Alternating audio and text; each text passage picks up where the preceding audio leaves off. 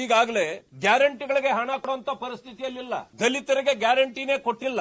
ಅವ್ರಿಗೆ ಮೀಸಲಿಟ್ಟ ಹಣದಲ್ಲೇ ಗ್ಯಾರಂಟಿ, ನಿಮ್ಮದು ಗ್ಯಾರಂಟಿ ಅಂತೇಳಿ ಆ ಹಣನ ಕೊಡುವಂತ ಪ್ರಯತ್ನ ಮಾಡಿದ್ದಾರೆ. ದಲಿತರಿಗೆ ಇದರಿಂದ ಬಹಳ ಅನ್ಯಾಯ ಆಗಿದೆ. ಅವರ ಅಭಿವೃದ್ಧಿ ನಡೀತಾ ಇಲ್ಲ, ಕುಂಠಿತ ಆಗಿದೆ. ಇಂಥ ಸಂದರ್ಭದಲ್ಲಿ ಕಾಂಗ್ರೆಸ್ ಕಾರ್ಯಕರ್ತರಿಗೆ ಖಜಾನೆ ಹಣವನ್ನ ಕೊಡ್ತಕ್ಕಂತ ಒಂದು ಕೆಟ್ಟ ಪರಂಪರೆಗೆ ಈ ಸರ್ಕಾರ ಅಡಿಪಾಯ ಹಾಕಿದೆ. ನೀವು ನಿಮ್ಮ ಪಕ್ಷದ ಕಾರ್ಯಕರ್ತರನ್ನ ಉಸ್ತುವಾರಿ ಸಮಿತಿ ಅಂತ ಮಾಡಿ ಗ್ಯಾರಂಟಿಗಳಿಗೆ ನೀವು ನಿಮ್ಮ ಪಕ್ಷದ ಖಜಾನೆಯಿಂದ ಕೊಟ್ಕೊಳ್ಳಿ.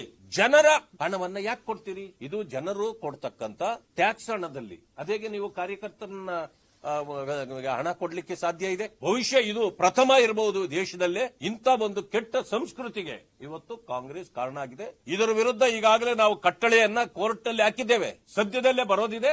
ಯಾವುದೇ ಕಾರಣಕ್ಕೂ ₹1 ಕೂಡ ಆ ಕಾರ್ಯಕರ್ತರಿಗೆ ಕೊಟ್ಟಿದ್ದನ್ನ ಮತ್ತೆ ಖಜಾನೆಗೆ ಮರಳಿಸುವಂತ ರೀತಿಯಲ್ಲಿ ನಮ್ಮ ಹೋರಾಟ ಮುಂದುವರಿಯಿತು. ಈಗಾಗಲೇ ಗ್ಯಾರಂಟಿಗಳಿಗೆ ಹಣ ಕೊಡುವಂತ ಪರಿಸ್ಥಿತಿಯಲ್ಲಿಲ್ಲ. ದಲಿತರಿಗೆ ಗ್ಯಾರಂಟಿನೇ ಕೊಟ್ಟಿಲ್ಲ.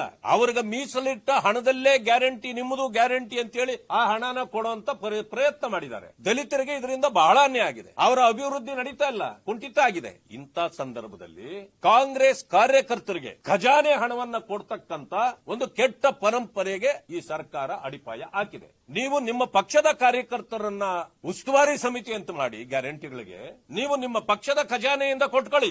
ಜನರ ಹಣವನ್ನ ಯಾಕೆ ಕೊಡ್ತೀರಿ? ಇದು ಜನರು ಕೊಡ್ತಕ್ಕಂತ ಟ್ಯಾಕ್ಸ್ ಹಣದಲ್ಲಿ. ಅದೇಗೆ ನೀವು ಕಾರ್ಯಕರ್ತರನ್ನ ಹಣ ಕೊಡ್ಲಿಕ್ಕೆ ಸಾಧ್ಯ ಇದೆ? ಬಹುಶಃ ಇದು ಪ್ರಥಮ ಇರಬಹುದು ದೇಶದಲ್ಲೇ. ಇಂಥ ಒಂದು ಕೆಟ್ಟ ಸಂಸ್ಕೃತಿಗೆ ಇವತ್ತು ಕಾಂಗ್ರೆಸ್ ಕಾರಣ ಆಗಿದೆ. ಇದರ ವಿರುದ್ಧ ಈಗಾಗಲೇ ನಾವು ಕಟ್ಟಳೆಯನ್ನ ಕೋರ್ಟ್ ಅಲ್ಲಿ ಹಾಕಿದ್ದೇವೆ. ಸದ್ಯದಲ್ಲೇ ಬರೋದಿದೆ.